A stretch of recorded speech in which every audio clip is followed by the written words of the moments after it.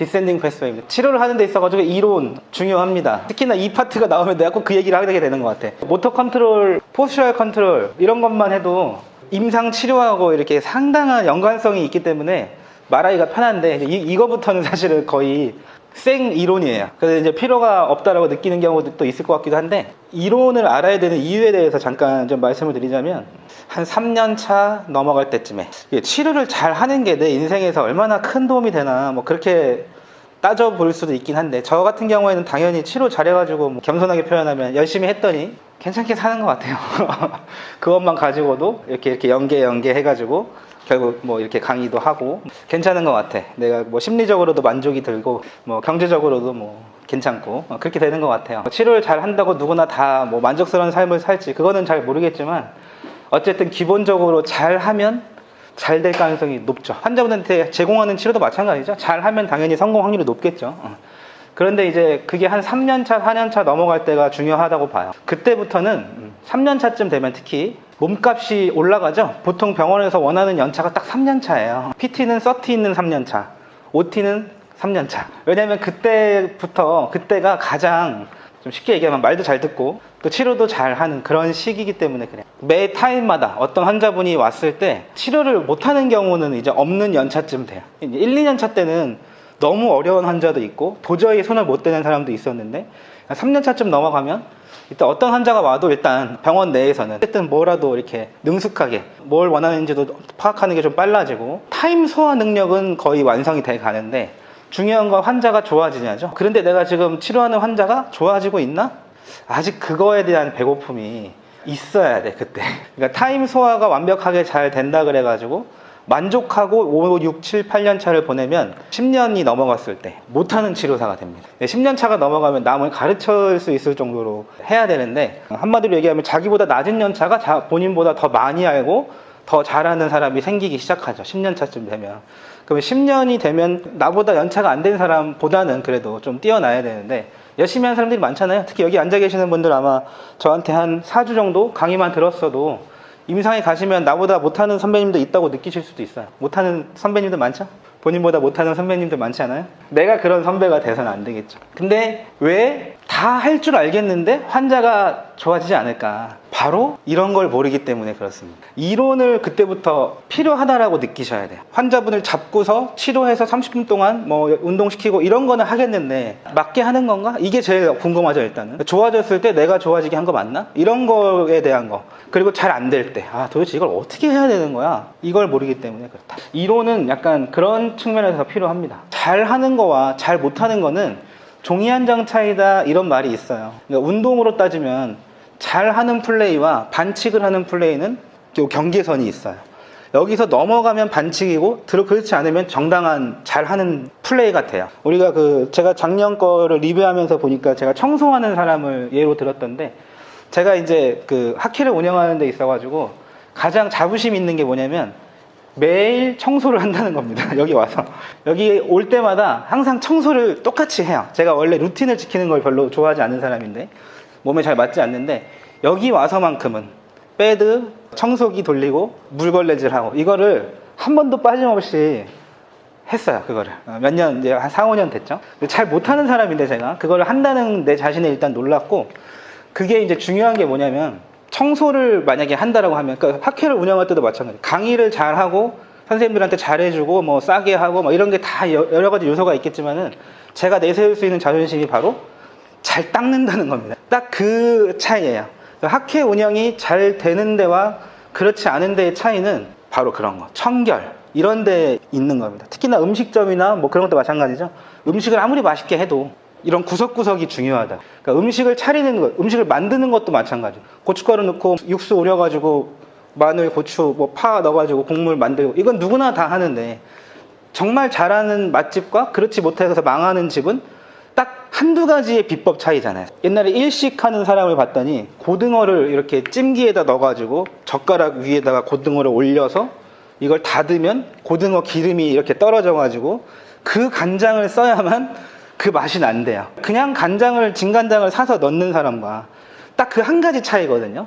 고등어를 이렇게 착 증기에다가 이렇게 해가지고 기름이 한두 방울 떨어지는 그 기름을 받아서 만든 그 밥과 그냥 진간장을 넣은 밥이 똑같은 재료를 썼는데도 그 한 가지 차이 때문에 폐업하냐 맛집이 되냐, 이 차이란 이야기죠. 여러분들이 이제 그 치료를 적용할 때 청소하는 것도 잠깐 말씀드렸지만, 청소를, 이 넓은 데 청소는 누구나 다 잘해요. 그런데 이런 데가 중요하죠, 그죠? 건물이 좀 낡았어도 열심히 이렇게 하면, 이 바닥도 깨끗하진 않은데 열심히 닦다 보면은 이게 그런 게 있어요. 그러니까 그 사람들이 느끼기에 이게 되게 아주 깔끔한 바닥은 아니지만 되게 뭔가 상태가 괜찮네, 저는 그렇게 느끼기를 원하고 이제 청소를 하겠죠. 그게 이제 아주 작은 차이지만, 그러니까 치료할 때도 마찬가지로 되게 필요 없어 보이는 건데도 알고 있으면 적용하는 시기가 옵니다. 특히 제가 석사를 나올 때 논문 쓰는 거 있죠. 논문을 쓰려면 한 논문 100편 정도를 한 읽어봐야 한 편의 논문을 쓸 수가 있어요.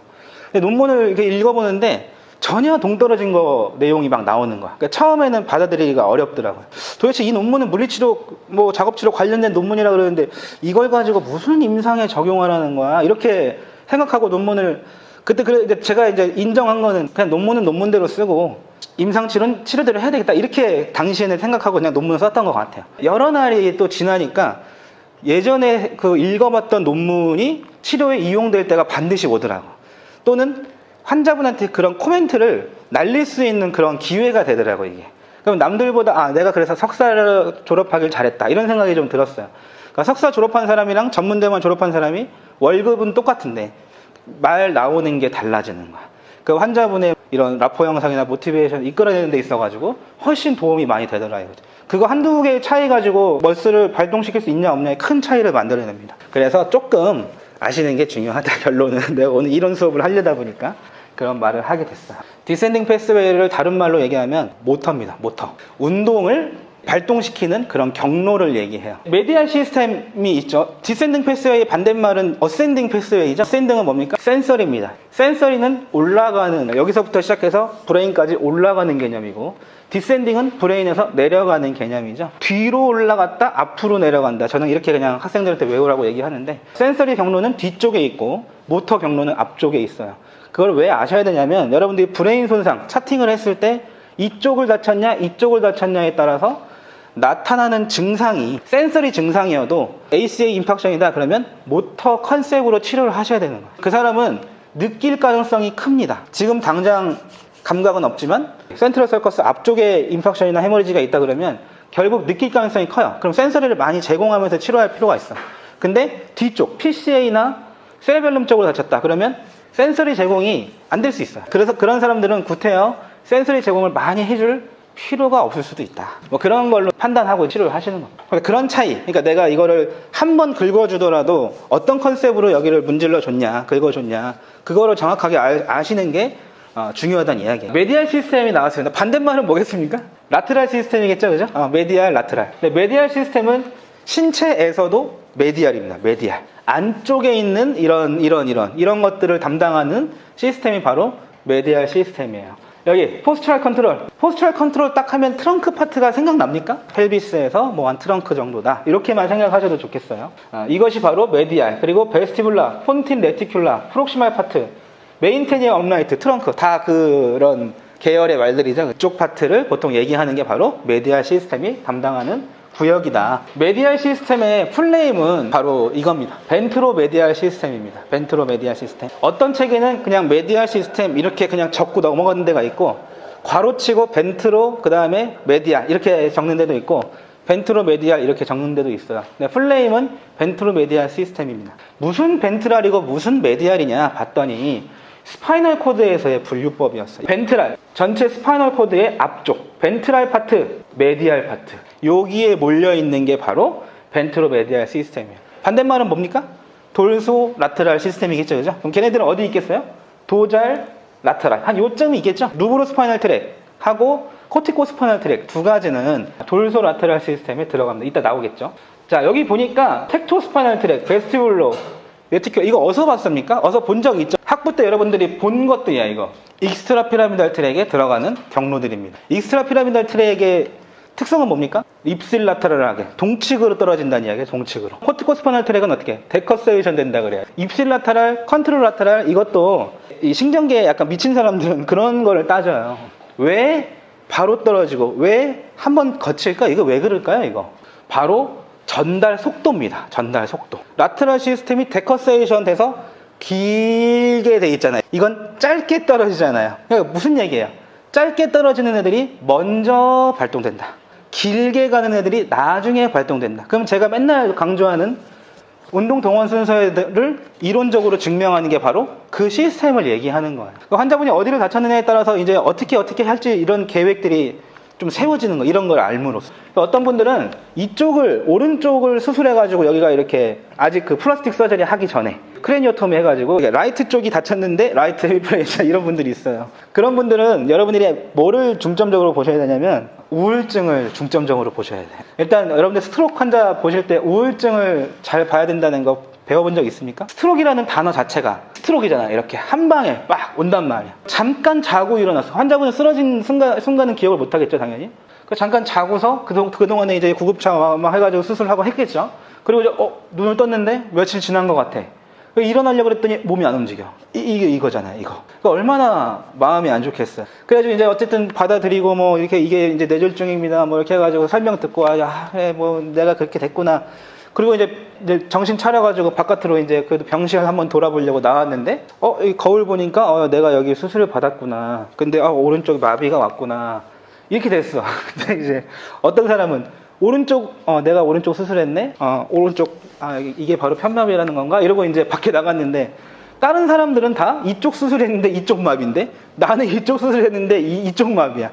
이게 되게 싫을 것 같지 않으세요? 인정은 하지만 남들하고 또 달라 이게. 한 번 더 이렇게 우리 환자분이 제가 이제 어떤 환자분의 말을 듣고 내가 이 얘기를 자꾸 하는 건데 병신됐다라는 말 요새도 씁니까? 요즘 환자분들도? 우리 때는 저는 여러분들보다 한 10년 정도 빠르니까 우리 때는 더 막 보수적이었어요. 사람들이 뇌졸중 걸리면 거의 뭐 자기가 병신됐다라고 표현했어요. 옛날에는 병신은 됐는데 그것까지는 괜찮아. 근데 남들은 다 반대인데 왜 나는 이게 더 병신인 거죠? 이런 식으로 나한테 물어보는 거예요. 딴 사람들은 반대인데 나는 왜 똑같은 쪽이냐 이거. 다 오른손잡이인데 나만 왼손잡이인 그런 걸로. 옛날 사람들은 그런 거에 더 막 자존심 상해했다고. 제가 더 병신인 거죠? 뭐 이런 식으로 나한테 물어봤었다고. 근데 그게 아니라 이게 이렇게 됐는데 여기를 다치셨기 때문에 그런 겁니다. 뭐 위로가 됐는지 모르겠어요. 근데 뭐 이해는 하시더라고요. 그러니까 여러분들이 그런 환자분들한테 이런 설명을 알면 설명할 수 있는데 그러게요? 이러면 안 되잖아요.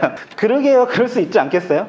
그러니까 아니면 말을 못 하던가. 저는 왜 남들보다 더 병신이에요? 그러면 네, 그럴 수 있습니다. 뭐 이렇게 대답할 수 있지 않아요? 이런 걸 정확하게 설명할 줄 알아야지. 그러면 그렇구나. 그러면 그나마 선생님들을 그래도 믿는 환자분들의 제스처가 나올 수 있다고 하는 거죠. 그래서 이런 것들도 아셔야 됩니다.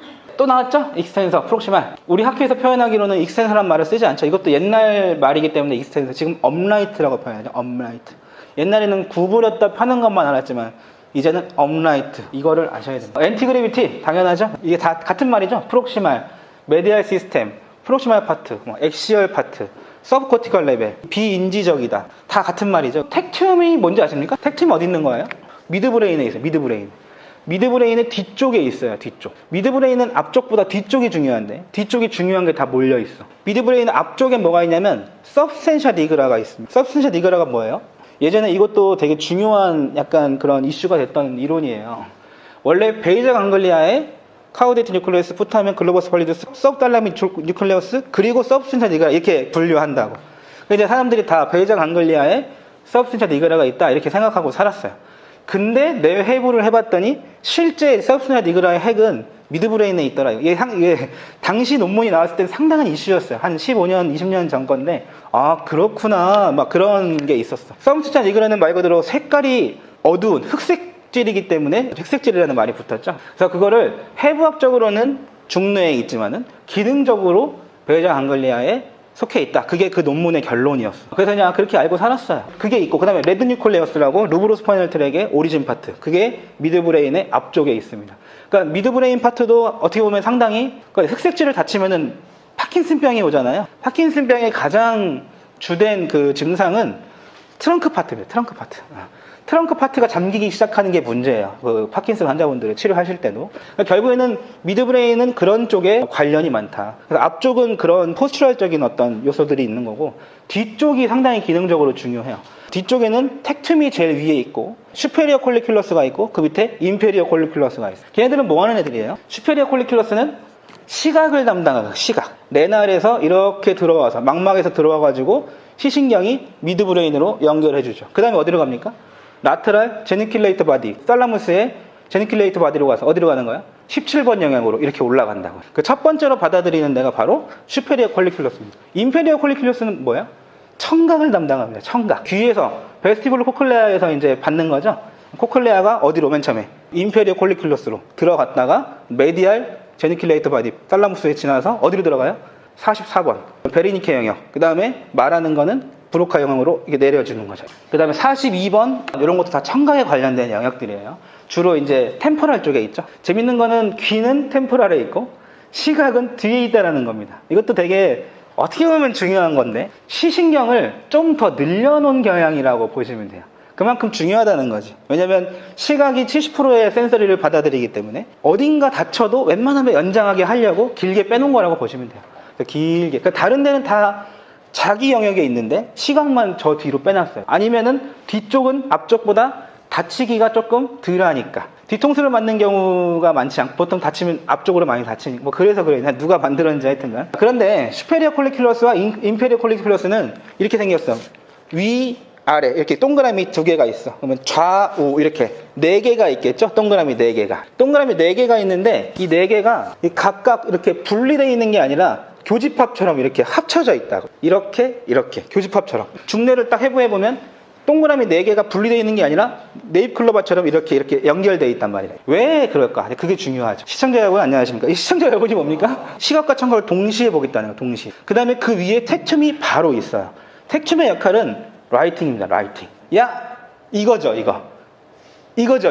듣고 보고 그 다음에 고개를 돌리고 요 세 가지 기능을 미드브레인의 뒤쪽 파트에서 하고 있다는 이야기예요. 소리가 들리면 바로 보잖아요. 이렇게 꽝 이렇게. 이게 이제 미드브레인에서 일어나는 활동들이에요. 이렇게 해서 글로 또 가게 되죠. 이렇게.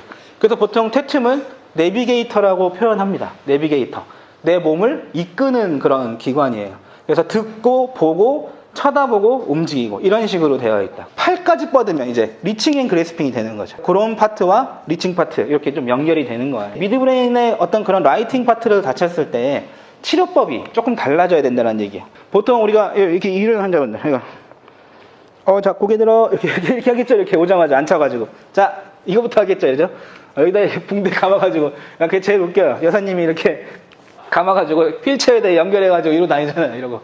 근데 이제 좋아집니까 그거? 그게 좋아지지 않는다라는 걸 비난하는 게 아니라 안 좋아지죠. 중요한 건. 그러니까 이거를 아무리 붕대를 감고 다녀도 당연히 이렇게 해야지. 이렇게 해야 되는데 이게 감는 게 치료가 될 수 없다는 거예요. 근데 차트를 봤더니 미드브레인 임팩션이다. 그러면 이거는 아무 소용이 없는 거야. 앉아가지고 오셨어요. 자 고개부터 이렇게 할 필요가 없어. 물론 해야 되겠죠. 머슬 이제 2차적인 문제가 생길 수 있으면 하긴 하는데 치료가 안 된다는 거야. 그렇게 해서 이렇게 해가지고 딱 내가 이렇게 안은 다음에 뒤에 짐볼 놓고 이렇게 앉아가지고 이렇게 흔들흔들 뭐 이렇게 치료하죠. 이렇게 하는데 그게 세레브랄 임팩션, 그러니까 ICH나 이런 세레브랄 콜텍스 레벨에 다친 사람들한테는 그런 치료들이 유효합니다. 효과가 있어요. 그런데 특별히 미드브레인을 다친 분들한테는 그런 치료가 효과가 없습니다. 왜냐하면 미드브레인은 이 기능을 담당하고 있기 때문에 그래요. 그럼 똑같이 환자분한테도 이렇게 치료를 하셔야 되는 거예요. 들리세요? 이런 식으로. 그러니까 센서리 자극을 그때는 핸들링 자극을 주는 게 아니라 시각, 청각 자극을 주셔야 된다. 쳐다보세요. 이렇게 고개 돌려 이런 식으로 해야 미드브레인 치료를 하시는 거다. 그럼 좋아진다는 얘기죠. 뭐 늘상 이렇게 앉고 이렇게 뭐 어차피 안 좋아질 거 뭐 그냥 흔들흔들이나 하고 말지 그런 식으로 생각하고 치료하시면 안 된다 이거야. 서브코티컬 레벨의 증상을 정확히 아시는 게 중요하다. 오늘 메디알 시스템이 이제 그런 기능을 담당하고 있다고 하는 거죠. 제가 말씀드린 건 다 여기 이게 있습니다. 여러분들이 왜 비싼 돈을 내고 이 과정을 신청했는가? 그것이 중요하죠. 제가 옛날에는 20명을 교육했었어요. 옛날에. 요새는 제가 20명씩 교육 안 하죠. 많아야 10명 뭐 이렇게 줄였어요. 자꾸 교육생을 좀 줄이니까 뭔가 좀 교육 퀄리티도 높아지는 것 같고 뭐 그런 식으로 돼서 왜 그렇게 한 겁니까? 소수를 가르쳐서 더 자세하게 가르치겠다는 거죠. 다수를 가르치면 뭉툭하게 두루뭉실하게 가르치는 게 좀 많아지겠죠. 그죠? 이게 마찬가지죠. 벤트로 메디알 시스템은 어때요? 하나의 신경줄기가 내려가가지고 여러 개의 근세포를 담당한다. 좀 두루뭉실한 그런 기능을 갖고 있어. 흉추 3번 움직이세요. 펴세요. 이게 안 되잖아요. 그 안 되는 이유가 바로 그러니까 얘 하나가 지금 최고 많게는 2000개의 근섬유를 담당한다고 그래. 그러면 2000개가 이렇게 한 번에 발동하기 때문에 걔만 선택적으로 사용하는 것 자체가 사실은 불가능한 겁니다. 근데 엄지 같은 경우는 어떻습니까? 플렉서 폴리시스 롱구스, 엄지의 플렉션만을 위해서 존재하죠. 걔는. 다른 애들은 플렉서 디스트럼 스퍼피셜리스, 걔 하나가 4개를 담당하고 있죠. 그러니까 먼저 이거, 그 다음 뭐 이런 식의 개념이 나오는데, 엄지는 엄지만 담당하는 머슬이 따로 있다고. 그러면 엄지 쪽에 있는 머슬들은 하나의 신경 그 줄기가 하나의 근세포를 담당하는 경우도 있다 그래요. 그만큼 엄지의 기능이 아주 좋다는 거지. 얘는 돌소 라테랄 시스템일 수밖에 없는 거죠. 그러니까 이거는 선택적으로 움직이기가 아주 좋다는 이야기야. 그래서 지금 프록시말 파트, 그러니까 트렁크 파트에 있는 메디알 시스템은 바로 이거죠. 폴리세그멘탈, 다중 연결로 되어 있다. 그래서 우리가 선택적인 움직임이 불가능하다. 그래서 큐를 줄 때 어떻게 해? 허리 펴 쓰긴 써야 되겠지만 큰 의미는 없다 그랬어. 허리 펴는. 허리를 펴가 아니라 내가 환자분한테 허리를 펼 수 있도록 외부 감각을 줘서 세워주셔야 됩니다. 비인지적인 파트이기 때문에 그렇다. 근데 그 비인지적인 이유는 이거야, 이거. 사람이 많으면은 아무래도 전달하는데 효과적이지 못할 가능성이 크다라고 합니다. 폰즈 또는 베스티불라 이런 것들 다 서브코티컬 레벨이죠. 여러분들이 요 오리진 파트를 외운다기보다는 세레브랄 콜텍스 아래 서브코티컬 레벨이다 이렇게 아시면 됩니다. 트렁크 다 말씀드렸던 거죠. 라이팅 말씀드렸죠. 브레이크 오프 액티베이션은 이거 되게 중요한 건데 지금 브레이크 오프 디지털 액티베이션이라고 말씀을 여기다 이제 써놨는데 여기서 오해하시면 안 되겠죠. 여기서 말하는 디지털 무브먼트는 프록시말 파트를 기반으로 한 디지털 파트가 안 된다는 겁니다. 원래 디지털 파트의 무브먼트 인저리는 돌소 라테랄 시스템이 다쳤을 때 일어나는 건데 그 순수하게. 근데 여기서 여러분들이 그걸 알 수가 있죠. 결국 디지털 파트, 사지의 움직임은 트렁크 파트에 영향을 받는다. 이걸 아셔야 되겠죠. 또 나오잖아, 신경계 파트에서. 임상 파트에서 우리 모터 컨트롤 할 때 나왔었잖아. 포스처럴 컨트롤 할 때 나왔었잖아. 신경계에서도 또 나오잖아요. 그럼 그만큼 프록시말 파트의 움직임이 중요하다. 그쪽 컨트롤을 잘하는 사람이 결국 좀 더 확률을 높일 가능성이 크다. 그런 식으로 여러분 해석하시는 거예요. 레티큘러 포메이션은 그런 겁니다. 각성 상태라는 거. 자, 야 졸리면 뒤에다가 서 있어. 그러면 앉아있을 땐 졸렸는데 일어나면 잠이 좀 깨지 않나요? 그게 바로 각성 상태죠. 앉아있는 상태에서 일어나려면 내 몸을 구부린 상태에서 이렇게 펴야 되는데 편다는 게 바로 뭐야? 레티큘러 포메이션이 해주는 거다. 레티큘러가 발동돼서 몸을 펴니까 잠이 깨는 겁니다. 그래서 각성입니다. 그래서 폰즈 임팍션 환자분들 보시면 자꾸 졸고 앉아있는 사람들 많아요. 여러분들 환자분 졸고 계시면 어떻게 합니까? 옛날에 작업치료 선생님이 막 코털을 막 뽑더라고요. 이렇게 환자가 너무 자니까 막 이렇게 깰 거 아니야. 이렇게 코털을 뽑는 거는 아주 좋은 치료예요. 그런데 코털을 뽑아야 되는 경우와 뽑지 말아야 되는 경우 두 가지를 분류해서 코털을 뽑으셔야 됩니다. 코털을 뽑을 때 폰즈 임팍션 환자가 졸고 앉아있어요. 이렇게. 그럼 코털을 뽑아야 돼 말아야 돼? 코털 다 뽑아도 돼. 그때는 100개 다 뽑아. 이렇게 해서 깨워줘야 돼. 이렇게. 그게 치료예요. 근데 폰즈 임팍션이 아닌데 졸고 앉아있어요. 그러면 코털을 뽑으시면 안 됩니다. 왜? 그런 분들은 보통 약 때문에 주무시는 경우가 많다 이거야. 약. 폰즈 임팍션이 아닌데 자꾸 졸아. 그러면 약 드시는 시간을 체크하셔야 돼. 보통 약이라고 하는 건 먹고서 20분에서 30분 정도에 가장 큰 효과가 나타나잖아요. 강직약을 먹으면 칼슘을 다 차단하기 때문에 잠을 깨는 머슬들도 죽는 거야. 이렇게 같이. 그러면 약 먹고 30분이나 사람에 따라서 또 이제 효과가 나타나는 게 다르니까 이 환자분은 약 먹고 1시간 뒤에 자꾸 존다. 그러면 어떻게 되는 거야?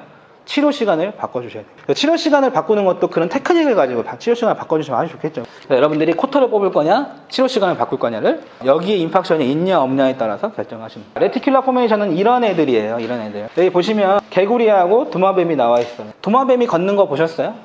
이렇게. 발은 있긴 한데 트렁크가 이렇게. 이게 바로 스웨이죠. 스웨이. 우리 포스처럴 컨트롤 때 나왔던 그 스웨이. 얘가 걸을 때 보면은 이렇게 걷는단 말이야. 이렇게. 다리, 팔이 한 번에 같이 이렇게. 이게 바로 뭐야? 패턴 무브먼트.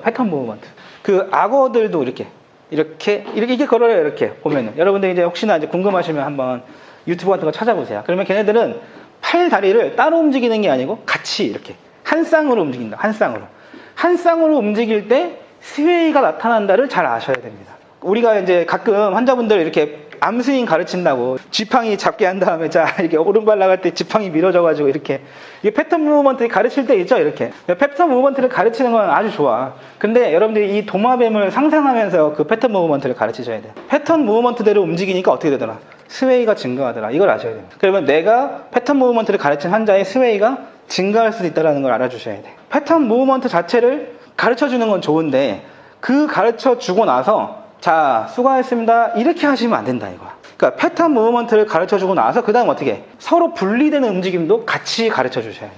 근데 만약에 패턴 무브먼트만 가르치고 끝냈어 치료를. 그러면 도마뱀 수준으로 치료하신 거야. 소위 제가 이걸 양서류 수준으로 치료한다 그래요.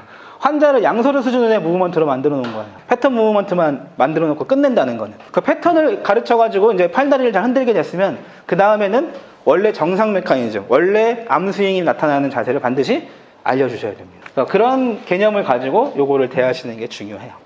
여기 보시면 올팩토리는 상당히 위대한 센서입니다. 이건 곤충도 갖고 있는 센서리죠. 러닝, 중요하죠. 우리 되게 로보터 러닝 중요하잖아요. 그리고 개구리 이런 양서리들은 인간의 브레인스템 레벨의 브레인을 갖고 삽니다. 그러니까 패턴 무브먼트대로 움직이거나 또는 개구리를 보시면 이렇게 다리가 다 펴지지 않는 움직임 이런 걸 갖고 있는 거죠. 우리 인체는 다 펴지지 않는 움직임에서 완전히 편 움직임까지 다 갖고 있죠. 그 차이를 얘기하는 겁니다. 여러분들이 치료하실 때는 정적인 상태, 펴는 과정, 다 편 상태 이거를 나눠서 치료할 줄 아셔야 돼요. 신경 시스템이 다 달라요. 근데 이걸 무시하고 치료해버리면 바로 베스티불라 시스템 수준으로 치료하는 수밖에 없다 이거지. 베스티불라 시스템은 보통 참새를 얘기하거든요. 베스티불라 시스템 이렇게 생겼죠. 참새들이 이렇게 다리를 꼿꼿하게 서고 있다가 날아갈 때 어떻게 훅 이렇게 날아간단 말이야. 반동을 이용해서 훅 이렇게 해서 이제 날기 시작하거든요. 그 반동을 이용한다는 게 문제야. 그럼 이거를 인간의 게이트로 환산을 해보면 사람의 게이트가 어떻게 된다는 거예요? 이렇게 걷는다는 거죠. 이게 바로 무슨 패턴입니까? 이 환자분들의 서컴덕션 게이트 패턴이죠. 이게 바로 레티큘라를 건너뛰고 베스티뷸라를 가르친 치료의 약간 모순점입니다. 이렇게 스러팅을 이용해서 치료하는 거를 이 과정을 가르쳐서 부드럽게 나가게 만드는 거, 이것이 상당히 중요하다. 베스티뷸러 코클레아 너브 보신 적 있습니까? 이렇게 생겼죠? 이렇게. 얘가 베스티뷸라고 얘가 코클레아입니다. 귀 속에 있죠? 귀 속에 있기 때문에 8번 신경, 속귀신경이라고 얘기하는데 그 속귀신경이라는 말은 참 누가 지었는지 아주 형편없이 만들었어요. 솔직히 말하면. 귀 속에 있다고 속귀신경이라는 이 의미가 아예 원래 원어는 베스티뷸러 코클레아 너브인데 그거를 속귀신경이라고 번역하면 어떻게 해요? 베스티뷸러와 코클레아가 같이 있기 때문에 베스티뷸러 코클레아 너브인데 베스티뷸러는 뭐를 하는 거예요? 평형감각을 받는 거고 코클레아는 소리를 담당하고 있는 거죠. 이렇게 생겼어요. 이렇게. 이 베스티뷸러가 어디로? 손해로 베스티뷸라 뉴클레우스 쪽으로 넘어가게 되어 있죠. 베스티뷸라를 해부하면 이렇게 생겼습니다. 여러분들이 베스티뷸라를 까지 정확히 알 필요는 없는데 그래도 아실 분들은 아세요. 제가 아까 말씀드린 대로 아주 작은 차이로 치료는 잘하냐 못하냐가 판가름 나기 때문에 세미서큘라 덕트가 이렇게 생겼어요. 그 다음에 그 옆에 유트리클과 세이클이 붙어 있어요. 근데 보통 이 유트리클 안에 요 안에 우리가 알고 있는 평형감각을 담당하는 기관들이 좀 들어 있습니다. 요 세미서큘라 덕트, 요게 세미서큘라 덕트고 요 안에 있는 이 구멍을 세미서큘라 캐널이라고 얘기하죠. 세미서큘라라는 거는 반원이라는 뜻이죠. 반원 모양의 터널이다. 뭐 이렇게 생각하시는 거죠. 유트리클을 이제 해부를 해봤더니 그 안에 이게 들어있더라. 헤어가 있다. 오톨리틱 멤브레인은 이제 헤어과 헤어셀을 보호해주는 멤브레인을 얘기하는 거고 그 안에 있는 요게 중요합니다. 헤어와 헤어셀이 중요합니다. 여러분 헤어는 뭡니까? 이게 헤어 아닙니까? 이거. 휘청휘청하는 거. 이 휘청휘청하는 게 바람이 이렇게 불면은 머리가 이렇게 가죠. 이렇게 이쪽으로 불면 이제 이렇게 가잖아. 이렇게 내가 머리를 이쪽으로 하면은 베스티뷸라 안에 있는 헤어가 어떻게 된다는 이야기야. 이렇게 간다는 이야기죠. 이렇게. 그러면 이제 자 일로 갔으니까 다시 이쪽으로 와야지 이렇게 신호를 보내주는 게 바로 헤어다 이거. 헤어와 헤어셀의 역할이다. 목을 이렇게 틸트하면 어떻게 또 헤어가 이렇게 가가지고 이렇게 다시 이쪽으로 와야 돼 이렇게 지시를 내려준다는 얘기죠. 그렇게 해서 평형을 유지하는 게 바로 헤어와 헤어셀인데 걔네들은 베스티뷸라 시스템 안에 들어가 있다. 나와 있군요. 새. 여러분들 새대가리 말한 말 많이 쓰나요? 새대가리. 새대가리라는 말은 되게 새를 무시한 단어잖아요. 사실은. 근데 새들은 사실 포유류 밑에 있는 동물 중에서 포유류와 포유류 밑에 동물의 특성을 나누는 기준은 뭐냐면 콜텍스가 있냐 없냐입니다. 콜텍스. 회색질이 많냐 적냐. 포유류부터는 세레브랄 콜텍스, 회색질이 있고 세레벨라 콜텍스, 손에도 콜텍스가 있어요. 근데 포유류보다 아랫동네 얘네들은 콜텍스가 없어. 근데 콜텍스가 전체 겉질이라고 보통 한국말로 표현하죠. 전체 브레인 중에서 콜텍스가 차지하는 비율은 한 1% 정도밖에 안 돼요. 나머지 99%는 다 백색질이야. 백색질. 근데 뇌의 역할은 거의 그레이 매터에서 이루어집니다. 회색질에서 이루어집니다. 그러니까 보통 뇌는 받아들여서 통합해서 판단해가지고 계획을 세우고 실행하고 억제하고 이런 것들이 뇌의 기능인데 그런 기능들은 다 회색질에 들어가 있다고. 1%밖에 안 된다고. 나머지 백색질이 하는 역할은 뭡니까? 다 통로입니다. 통로. 그래, 화이트 메탈은 통로 역할을 하고 있다. 그 회색질이 두꺼운 동물일수록 좀 더 기능이 많은 거죠. 근데 이 새부터 밑으로 이렇게 있는 동물들은 그 회색질이 거의 묻어있는 수준으로. 아까 개구리 같은 경우에는 회색질이 거의 묻어있어. 계획하고 실행하는 그런 능력이 많이 떨어진다는 이야기죠. 걔들은 획일화된 먹이를 먹는 그런 무브먼트와 프로텍티브 리액션 이외에는 판단력이 거의 없다시피 해. 모터 러닝이 안 되니까 교육이 안 되죠. 강아지는 교육이 되죠. 개구리는 교육이 안 되죠. 야, 개구리 너 손 못 준다 이거야. 악어 수준 정도 되면 입 벌리는 교육 정도 할 수 있죠. 우리가 모터 러닝의 중추는 손해인데, 손의 버미스가 가운데 있고 그 옆에 파라버미스, 그 옆에 라테럴 헤미스피어 이렇게 이루어져 있어요. 그런데 악어 수준부터, 악어보다 못한 양서류들은 거의 버미스만 있어요. 그러니까 좌우 분리가 잘 안 돼 있어. 근데 악어 같은 경우에는 손해를 딱 해부해봤더니 버미스가 있고 세레벨라 오리클이라 그래가지고 이렇게 귀처럼 조그맣게 라테럴 파트가 있더라고 하는 거야. 그게 입 벌려가지고 이런 거 할 정도로 되는 거야. 그러니까 모터 러닝이 한계가 있는 거죠. 교육이 잘 안 되니까 위험하다고, 야생성이 많고 위험하고, 그러니까 입장료가 비싸죠.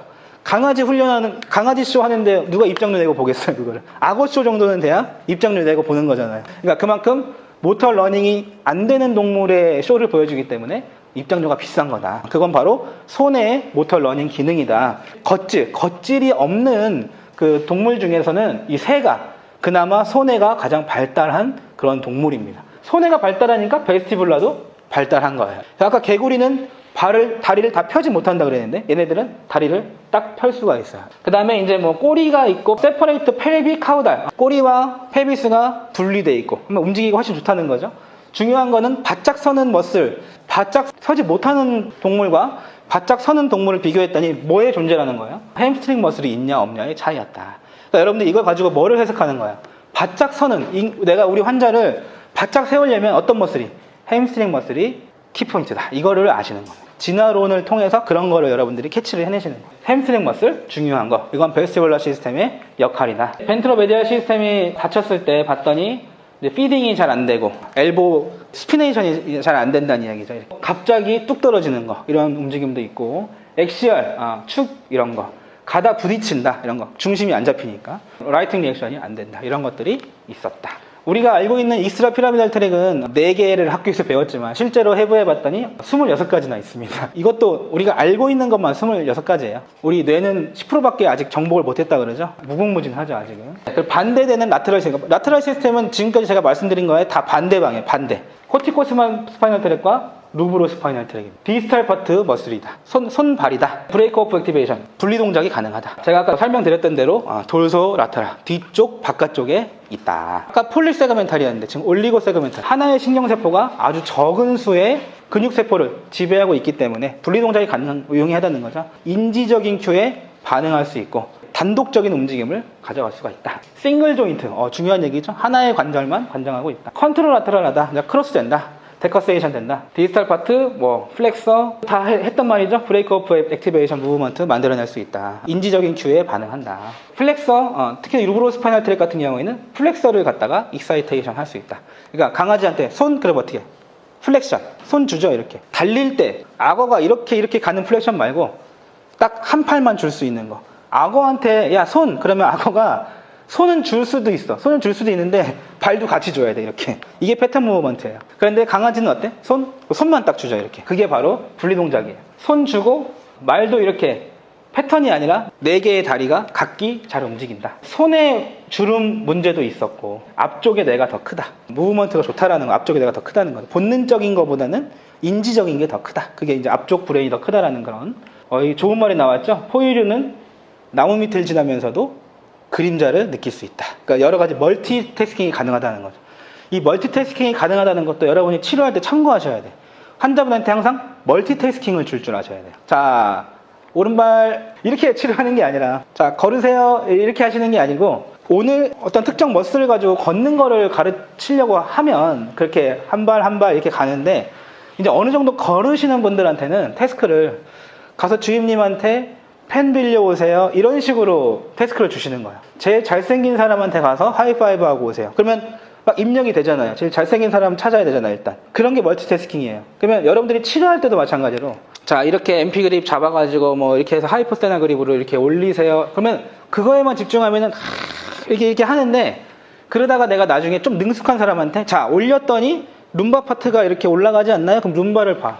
자, 그럼 내려보세요. 그리고 룸바를 보면서 이렇게 내리면 그때 손 모양이 핸들링이 완성됩니다. 핸들링에 집중해서 치료할 때는 이게 완성도가 좀 떨어지는데 멀티태스킹이죠.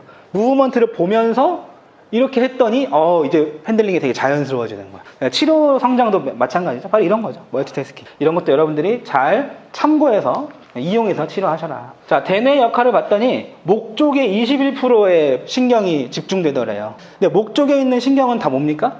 다 상지로 가는 경로들이죠. 한마디로 대뇌의 기능 중에 20% 이상이 다 상지에 몰려 있다. 그래서 상지 치료가 어려운 겁니다. 그리고 도와주는 애들이 더 많아야 됩니다. 자, 원숭이는 이렇게 4개의 팔다리가 우리 얘는 바나나도 까먹고 이게 다 하는데 결정적인 차이는 사실 발 모양에 있는 거예요. 발 모양에. 원숭이의 발 모양은 이렇게 발가락이 길어요. 사람은 이렇게 발바닥이 크고 발가락이 짧아요. 그럼 이게 어떤 이점이 있냐면 뒤쪽에서 앞쪽으로 밀어주는 추진력이 좋아요. 그러니까 추진력이 발가락이 또 너무 짧아도 추진력이 일어나지 않고 너무 길어도 추진력이 일어나지 않아요. 긴 발가락을 다 머슬이 흡수를 못해요. 다 흡수를 못하면 어떻게 되는 거예요? 이거를 살짝 돌리는 거예요. 나도 모르게. 몸이 틀어지는 거예요. 하지만 이제 우리 발이 발바닥이 크고 발가락이 짧은 거에서 이러한 이점들이 생겼죠. 그래서 여기 나와 있는 요게 바로 여러분들이 환자분들한테 드려야 될 태스크입니다. 뒤로 가보세요. 한 자리에서 돌아보세요. 어떤 동물도 한 자리에서 돌기는 좀 어렵잖아요. 뒤로 걸어가는 거. 후방보행. 아주 좋죠, 그죠?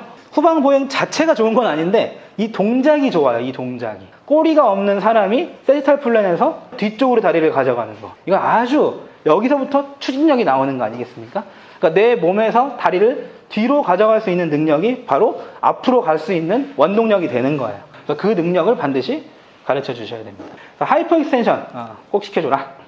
원레그 스탠딩 해줘라. 라테럴 시스템을 다쳤더니 포스츄럴은 노멀이다. 그래서 평형 감각은 잘 맞죠. 근데 암이 이렇게 걸쳐놓으면은 떨어진다. 투게더라는 거, 코디네이션을 얘기하죠. 핑거 플렉션이 분리되지 않고 한 번에 일어난다. 이게 이 얘기죠. 라이팅은 노멀이다. 워킹 가능하다. 잘 못 걸어서 그렇지. 인터널 캡슐이라는 게 있습니다. 여러분들이 신경계에서 인터널 캡슐을 조금 아시는 게 중요한데 이렇게 생겼습니다. 여기 보시면 렌티폼 뉴클레우스가 베이자 강글리아죠, 그죠? 베이자 강글리아와 살라무스 사이에 인터널 캡슐이 이렇게 들어있어. 베이자 강글리아 양옆으로 살라무스가 이렇게 베이자 강글리아 살라무스 그 위에 인터널 캡슐이 있고 그 위에 대뇌가 있어요. 모든 센서리와 모든 모터는 다 인터널 캡슐을 통해서 올라갔다 내려갔다 하게 되어 있습니다. 환자분들 보시면 인터널 캡슐 임팍션 환자 상당히 많아요. 그러니까 여러분들 차팅을 이제 하시는지 모르겠는데 잘 해보시면 내 환자 중에 10타임이면은 한두 분은 거의 인터널 캡슐 임팍션 상당히 많습니다, 거기. 근데 인터널 캡슐의 역할이 뭐냐면 바로 이거죠. 여러분들 분무기를 쓰면 어때요? 분무기를 칙 하면 어떻게 됩니까? 분무기가 한 줄로 올라왔다가 여기서 팍 이렇게 터지죠, 그죠? 그걸 코로나 라디에이터라고 얘기해. 코로나 라디에이터. 그러니까 인터널 캡슐이 바로 이런 코로나 라디에이터를 담당하고 있습니다. 그러니까 내가 여기다 센서리를 딱 줬어. 그러면 얘가 이렇게 올라와가지고 도잘 컬럼 메디알 레미스커스 지나서 살라무스 올라가서 이제 대뇌 312번으로 올라가죠. 참외 올라가는 요 중간에 뭐가 있다는 거야? 인터널 캡슐이 딱 있다는 거죠. 그럼 얘가 인터널 캡슐을 통과하면서 어떻게 한 줄로 왔던 센서리가 통과하면서 팍 퍼지는 겁니다. 이렇게 여러 갈래로 퍼지는 거. 이걸 바로 코로나 라디에이터라고 얘기해요. 그래서 센서리가 강한 거야, 우리가. 근데 인터널 캡슐 다친 사람은 어떻습니까? 이 코로나 라디에이터 기능이 떨어지는 거죠. 그러니까 감각이 떨어지는 환자 중에서 312를 다친 사람이 있고 인터널 캡슐 다친 사람도 또 있다는 거지. 그런 사람들은 이 코로나 라디에이터, 그러니까 계속 감각을 주면서 팔이 이렇게 뭐 이러고 오래 있으면 이제 손이 저리잖아요. 그때 이렇게 감각을 줘보면 그게 바로 코로나 라디에이터 기능이 없는 센서리쯤 돼요.